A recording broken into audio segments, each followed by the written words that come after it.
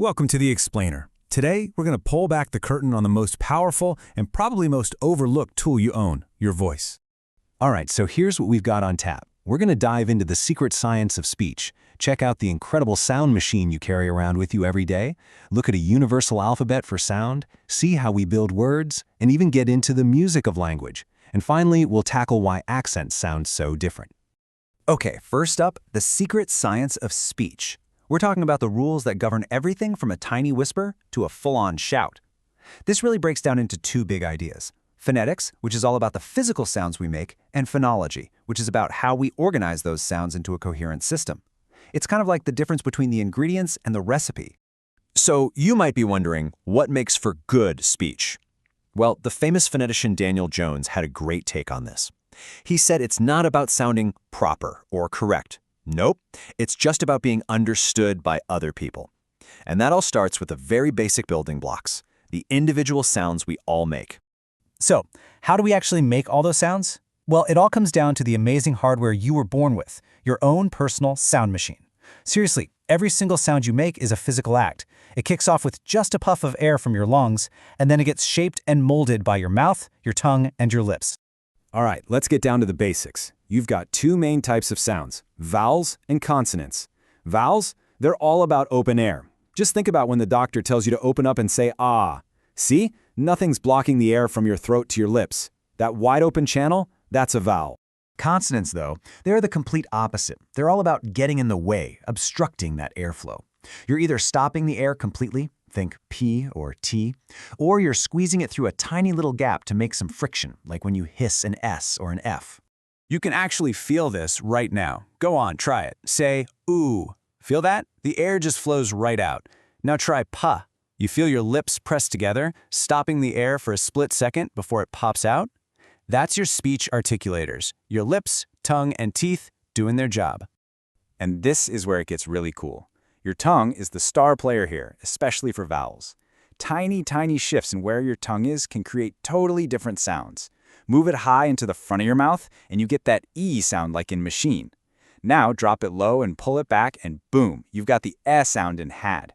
We're talking millimeter-size movements. Your mouth is an unbelievably precise instrument. Okay, so if speech is all about these precise sounds, then why is English spelling such a total mess, right? Let's dive into why the way we write words is, frankly, a terrible guide to how we're supposed to say them. Just take a look at these words. That same group of letters, O-U-G-H, makes at least 5 completely different sounds. Let's try them together. Thorough, tough, bow, dough, cough. See? It's just wild. This proves it, right? Spelling alone just isn't a reliable way to figure out pronunciation. So, to fix this mess, linguists came up with something brilliant, the International Phonetic Alphabet, or IPA for short. The best way to think about it is like the periodic table, but for speech sounds. And its genius is in one simple, rock-solid rule. One symbol always equals one sound. No exceptions. This thing is so powerful, it lets us write down any sound from any language on Earth. It's a game changer for speech therapists, and it's how actors nail those different accents. And check this out. The vowel chart in the IPA, it's literally a map of the inside of your mouth. The up and down axis shows how high or low your tongue is. The side-to-side axis shows how far forward or back it is. So every single vowel sound has its own specific coordinates, all based on exactly where your tongue is. How cool is that? All right, so we've got our individual sound bricks. Linguists call them phonies. That's the smallest sound that can actually change a word's meaning, like the difference between pat and bat. Now, how do we snap these Lego bricks together? Well, it turns out pretty much every language on the planet uses the same universal blueprint for building syllables. Seriously, every syllable, no matter what language you're speaking, is built around the same basic structure. Let's take a simple one-syllable word like cramped. We can actually pull it apart and see those fundamental pieces that are used all over the world. So here's the three-part plan for a syllable. You've got the onset, which is the consonant at the beginning, then comes the peak. This is the heart of the syllable, and it's almost always a vowel. And finally, you have the coda, the consonant at the end. Now here's the thing. You don't always need an onset or a coda. Think about the word I, it's just a peak.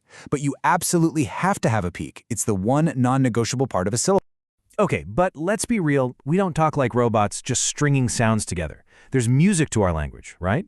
Beyond just the sounds themselves, our speech has a melody, a rhythm, and a stress that carry a ton of meaning.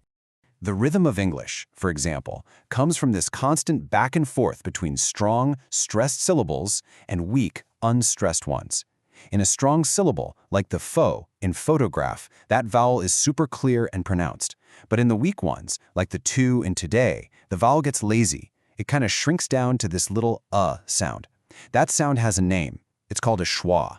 And that strong, weak pattern is what gives English its unique beat. Now, this diagram looks pretty complicated, I know. But what it's showing is something you do all the time without even thinking about it. We naturally group our syllables into a kind of hierarchy of strong and weak beats, just like in music. You can see the S for strong and W for weak. This pattern doesn't just work for one word, it stretches across whole sentences. And it's the secret sauce behind the signature rhythm of English. All right, let's put it all together. We've talked about how we make sounds, how we build words, even the rhythm of our sentences. So now let's use that whole toolkit to tackle one of the most fascinating and personal things about speech, accents. So what is an accent, really? Well, when you get right down to it, it's just a consistent, predictable set of differences in how we pronounce those basic sounds we talked about. This chart gives a great snapshot of the differences between, say, standard British and American English. A big one is the R sound. Americans will say the R in car, but a British speaker often won't. Or think about the word betting. In American English, that T often turns into a D sound. These aren't people making mistakes, they're just following a different, perfectly valid set of rules. And this brings us right back to where we started, with Daniel Jones. Accents are just variations on the same theme. As long as people can understand what you're saying, your speech is working. It's good speech. So even with all these different ways of pronouncing things on the surface, the deep down system is the same, and that's why we can all still communicate. So, from the mechanics of your tongue to the rhythm of your sentences, you now have the tools to hear language in a whole new way. You can see how it all works, this universal system we all share. Which leaves us with a really interesting thought to chew on.